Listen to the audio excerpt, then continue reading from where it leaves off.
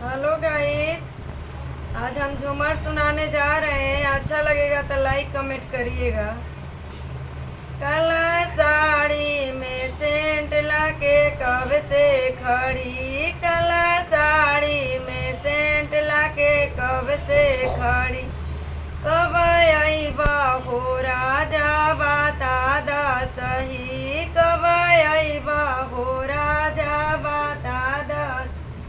ए राजा जी रउरिया माँ बोलती है, ए राजा जी रउरिया माँ हम तो देती जवाब लेकिन आपसे डरी, हम तो देती जवाब लेकिन आपसे डरी। राउर बोलिया प्रेम राजा फिर से बोली, राउर बोलिया प्रेम राजा फिर से बोली।